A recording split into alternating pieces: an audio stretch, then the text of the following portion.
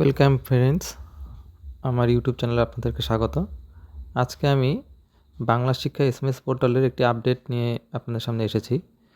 তো অনেকেই দেখছেন, যখন আমরা এই ইভ্যালুয়েশন অপশন থেকে এই ফর্মেটিভ অপশনে যাচ্ছি, ফর্মেটিভ অপশনে গেলে যে কোনো ক্লাসের আমরা যে ফর্মেটিভের মার্কসগুলো এন্ট্রি করে রেখেছি,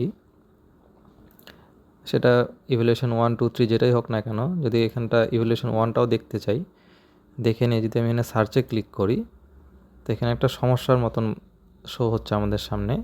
তো এখানে আমরা যে এন্ট্রিগুলো আগে থেকে করে রেখেছি নম্বরের, সেই নম্বরগুলো এখানটা 0 দেখাচ্ছে বা ব্ল্যাঙ্ক দেখাচ্ছে, কোনো নাম্বার এখানে শো হচ্ছে না।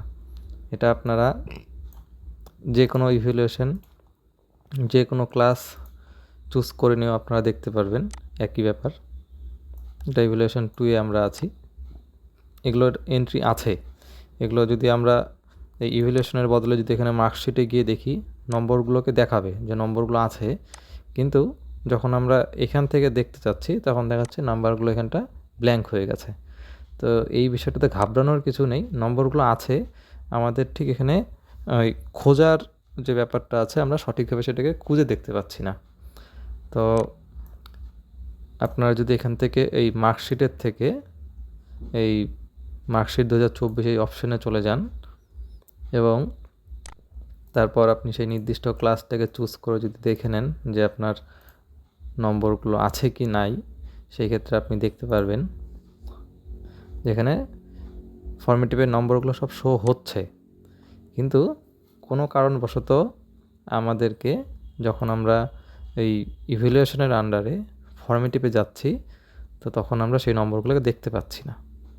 তো নম্বরগুলো যে ওখানে বসানো আছে, সেগুলোকে আপনারা যদি দেখতে চান, আপনারা কত নাম্বার দিয়েছিলেন বা সেটাকে যদি আবার এডিট করতে চান, তো সেই অপশানটাও আছে। তো আমাদেরকে যেটা করতে হবে, এখান থেকে এই মিডিয়াম চুজ করে, তারপর ক্লাস চুজ করে, সেকশনটা চুজ করে, সাবজেক্টটা চুজ করতে হবে। তারপর আমি এর আগে ইভ্যালুয়েশন 1টাকে দেখাচ্ছিলাম, এখান থেকে আমি ইভ্যালুয়েশন 1টাকে চুজ করছি, ক্যাটেগরি যা আছে।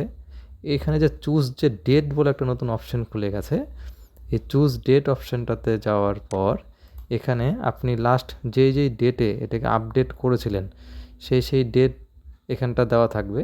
আপনার যেটা মনে হবে যে লাস্ট আপনি যেই ডেটে আপডেট করেছেন, সেই ডেটটাতে ক্লিক করে যখন আপনি এখানে সার্চে ক্লিক করবেন, তখন দেখতে পারবেন যে আপনার সামনে সেই স্টুডেন্টদের নম্বরগুলো কিন্তু শো হয়ে যাবে, অর্থাৎ আপনার নম্বরগুলো এখানে ঠিকঠাকই আছে। তো আমাদের শুধু সার্চ করার বিষয়টাকে একটু মনোযোগ দিয়ে দেখে নিতে হবে। আমি যদি সাপোজ অন্য একটা সাবজেক্ট চুজ করি, সেই ক্ষেত্রেও আমাদেরকে টার্মটা চুজ করতে হবে।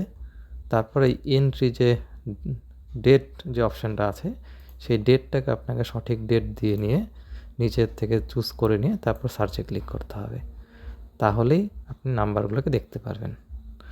আর যদি আপনি এখান থেকে ডেটটাকে না দিয়ে শুধুমাত্র নিউ ফর্মেটিভ এন্ট্রি এই অপশানটাতে রেখে নিয়ে যদি সার্চ করেন, সেই ক্ষেত্রে কিন্তু আপনি স্টুডেন্টদের নম্বরগুলোকে ওরকম ব্ল্যাঙ্ক দেখতে পারবেন, নাম্বারটাকে এখানে শো করবে না। আপনাকে এখানে আবার নতুন করে নাম্বার বসানোর মতন জায়গাও দিয়ে দিবে।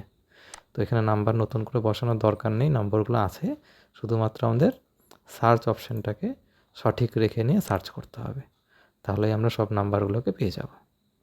ভিডিওটি দেখার জন্য অসংখ্য ধন্যবাদ।